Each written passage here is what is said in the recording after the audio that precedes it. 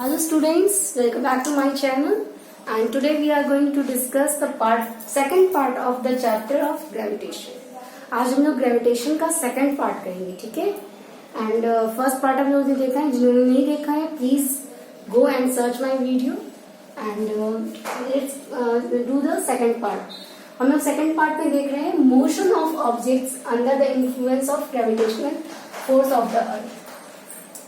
Gravitational force के influence में motion का मतलब कि कैसे होता है मोशन ऑफ, तो देखते हैं मोशन कैसे वर्क करता है. सपोज कोई जैसे ये कोई भी फोर्स आया है इस पे, ठीक है, ग्रेविटेशनल फोर्स नीचे की तरफ लगता है ना, ठीक है, यहाँ पे आया. तो इसमें अगर हम लोगों ने मोशन में क्या पढ़ा है, काइनेमेटिकल इक्वेशन पढ़ा है, ठीक है, सबको पता है ना काइनेमेटिकल इक्वेशन में डील किया है. इसमें हमने क्या किया था, v equal to u plus a t and second equation s equal to u t plus half a t square and last equation was v square minus u square equal to 2as. हम लोगों ने motion में देखा था, ठीक है. अब हम लोग यहाँ देखते हैं, यहाँ हम लोग को जैसे ये तो यहाँ पे हम लोग को कुछ नहीं करना है.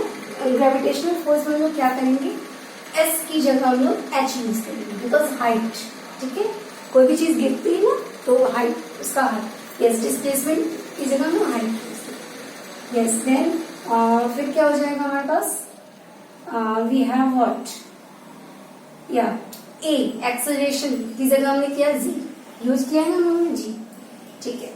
तो अब हम लोग देखते हैं इस सेम इक्वेशन को करेंगे, v इक्वल टू क्या हो जाएगा हमारे पास, u प्लस a की जगह में जी टी, ये हमारा न्यू इक्वेशन हो गया. s की जगह में क्या रखना है, h equal to u t plus half g t square, a की जगह g and v square minus u square equal to what, 2gs. ये हमारा ग्रेविटेशनल फोर्स है, ठीक है. अब हम लोग करेंगे क्या, जैसे मैं बता, कोई भी जैसे फोर्स है, जब अगर उसमें हम अपवर्ड फोर्स है, किसी भी चीज को अपवर्ड उछाल रहे हैं, ठीक है, एंड तो उसमें क्या होगा, जो हमारा जी है ग्रेविटी वो क्या होगी, negative. Gravity will be negative. और अगर जैसे कि इसका इनिशियल तो कुछ होगा, लेकिन जब फाइनल वेलोसिटी होगी it is I think 0 metre per second, ठीक है. Yes, 0 metre. और स्पीड क्या हो जाएगी, जैसे स्पीड लेस होती जाएगी, स्पीड लेस, ठीक है. ये अपवर्ड मूवमेंट में, अपवर्ड मूवमेंट जब होगा तब, ठीक है. अब हम लोग देखते हैं डाउनवर्ड मूवमेंट में. इसमें क्या होगा, इसमें इनिशियल वेलोसिटी क्या होगी, 0 metre per second and the gravity यहाँ पे -9.8 मीटर पर सेकेंड होगा, ठीक है. लेकिन यहाँ पे क्या होगा, प्लस पॉजिटिव होगा, तो 9.8 मीटर पर सेकेंड, ठीक है. एंड स्पीड ज्यादा होगी, जाहिर सी बात है, कोई भी चीज को ऊपर उछालते तो इसके बाद उसका, तो यहाँ पे फाइनल 0 नहीं होगा, इनिशियल 0 होगा, अपवर्ड में फाइनल 0 होगा, ठीक है. तो ये हमने मतलब इसके अपवर्ड एंड डाउनवर्ड मूवमेंट में हम लोगों ने इसको देख लिया, ठीक है. ये डाउनवर्ड मूवमेंट, ये हमारा क्या है, डाउनवर्ड मूवमेंट, और दैट वाज अपवर्ड मूवमेंट. तो आई होप कि ये आप लोगों को समझ में आया कि ये काइनेमेटिकल इक्वेशन को हम लोग a की जगह g को रखते हैं एंड s की जगह h यानी हाइट को रखते हैं, ठीक है. Let's do the another topic. So let's see the another topic which is also very important. Our first topic is mass. Okay, what is mass? So mass of an object is a measure of inertia. As we have done in our last chapter, motion. Motion में हम लोगों ने देखा था law of motion, Newton's law of motion में हमने क्या देखा था कि mass जो होता है inertia का measure होता है, ठीक है. उसकी ऐसा यूनिट नहीं होती, इसके mass उसका मेजरमेंट है, mass c उसका मेजर होता है. एंड जितनी मास ज्यादा होगी इनर्शिया उसकी ज्यादा होगी, उसकी इनर्शिया को भंग करने में उतना ही फोर्स लगाना पड़ेगा, मतलब इसका ये हुआ. कि जैसे कि एक ये एम जो स्मॉल एम है यहाँ पे and this is capital M, ठीक है। तो इसकी इनर्शिया भंग करने में ज्यादा टाइम लगेगा, ज्यादा फोर्स लगेगा in comparison to this one, ठीक है। तो जाहिर सी बात है कि इसका मास ज्यादा है, तो यानी कि जितनी मास ज्यादा होगी उसकी इनर्शिया ज्यादा होगी, ठीक है।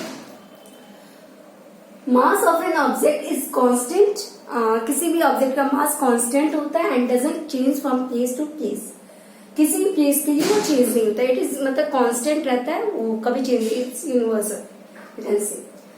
अब यहाँ देखिए weight, the weight of an object is the force with which it is attracted towards the earth. Weight जो होता है, इसलिए हम लोग ग्रेविटेशनल फोर्स इसको क्या कहते हैं, वेट कहते हैं, ठीक है।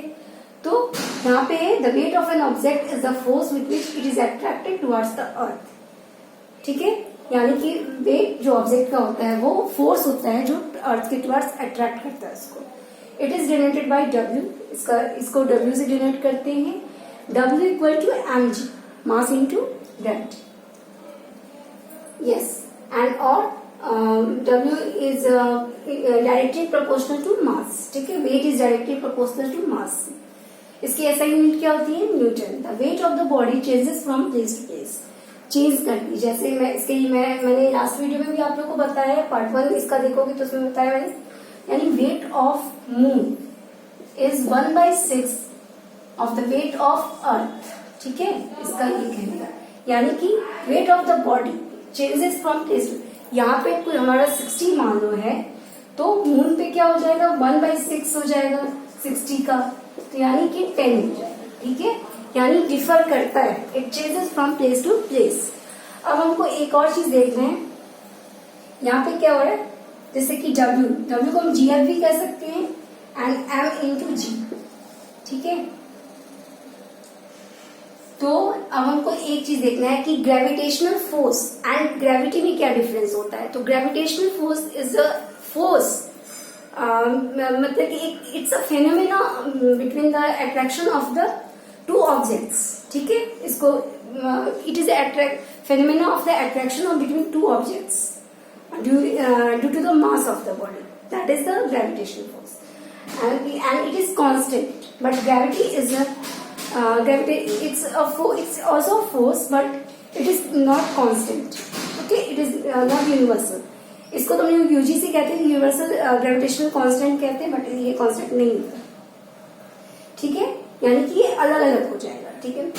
नेक्स्ट इसको क्या कर सकते हैं, ये हमारा जो होता है ये वीक होता है force and this is strong, gravity बहुत स्ट्रॉन्ग होती है, ठीक है। ये हमारा इसको हम स्मॉल जी से ग्रेविटी को रिप्रेजेंट करते हैं, इसको कैपिटल जी से करते हैं। So this are the basic difference between the gravitational force and gravity. So ये हमारा हो गया, हमने mass, weight and gravitational force and gravity को देखा। Let's do the another topic, okay. So let's see this topic, thrust and pressure। ये हमारा दूसरा पार्ट है इस ग्रेविटेशन चैप्टर का। हम लोगों ने पार्ट 1 में वो सब सारी चीजें वो पार्ट 1 में कह देंगे, ठीक है। अभी हम सेकंड पार्ट इसका देखते हैं, थ्रस्ट। थ्रस्ट क्या होता है, thrust, it's not thirst, it's thrust. Thrust is the force acting on an object perpendicular to the surface. जैसे ये किसी भी सरफेस पे परपेंडिकुलर एक्ट करता है। सो इसकी एसआई यूनिट क्या होती है, न्यूटन होती है। It's also type of force. जैसे कि किसी भी अपवर्ड, मतलब कि ये क्या करता है, परपेंडिकुलर एक फोर्स डालता है। एसआई यूनिट इसकी क्या है, न्यूटन। अब हम प्रेशर देखते हैं। Pressure is also force, thrust is a force, is also force and pressure is also force, but what is the difference, it is acting on the unit area of the surface. मतलब unit area एक, yes, ठीक है। And SI unit of pressure is pascal, ठीक है। इसका SI unit क्या होता है, पास्कल, जिसको हम वी कैन डिनोट, हम लोग डिनोट करते हैं इसको पीए से। And 1 PA is equal to newton metre to the power -2, ठीक है। एंड फॉर्मूला क्या होता है प्रेशर का, अगर प्रेशर निकालना हो तो थ्रस्ट बाई एरिया, अगर हमें थ्रस्ट निकालना हो तो क्या कर सकते हैं हम, बहुत सिंपल है, प्रेशर इंटू एरिया, ठीक है। तो ये भी हो सकता है। तो ये हमारा हो गया, क्या हो गया हमारा, थ्रस्ट एंड प्रेशर। ठीक है, अब हम लोग नेक्स्ट टॉपिक देखते हैं, बायंसी। बायंट फोर्स भी होता है ना, वो भी बहुत इंपॉर्टेंट है। Let's see that. So let's see the another topic that is buoyancy या बायंट फोर्स भी इसको कहते हैं। सो व्हाट इज बायंसी या buoyant force, what is it? So it is a force when an object is immersed is in fluid. मतलब किसी भी fluid में अगर कोई ऑब्जेक्ट जाता है, इमर्स्ड हो जाता है, तो when an object is immersed in a fluid it experiences an upward force. इसको ऐसे समझ सकते हो, जैसे कि मान लीजिए पानी है, ठीक है, इस पे हम कोई भी फोर्स डालते हैं, ठीक है, तो ये यहाँ पे क्या होता है, अपवर्ड फोर्स भी लगता है, ये ऊपर की तरफ जाता है। That force is buoyant force. Okay.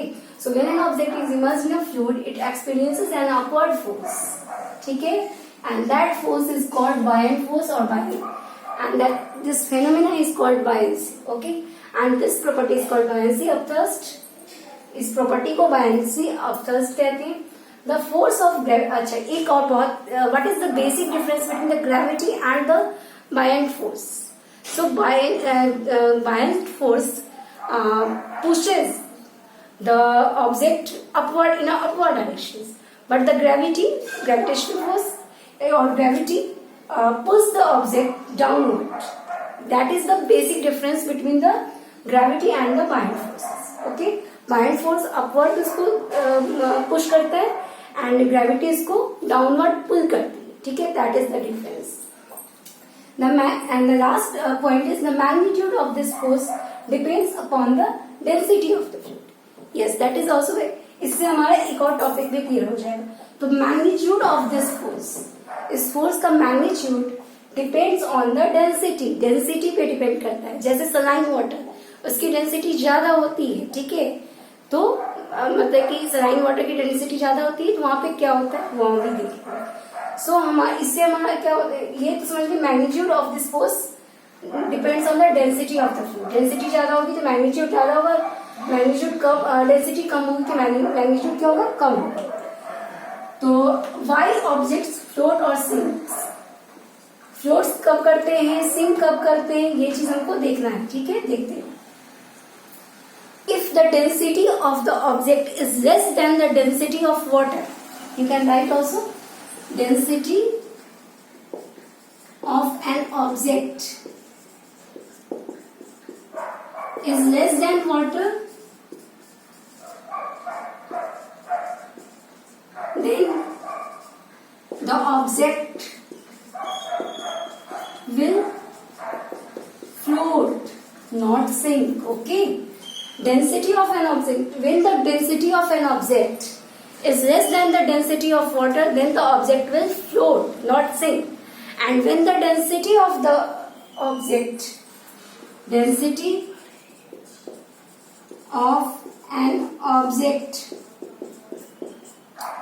is more than density of water,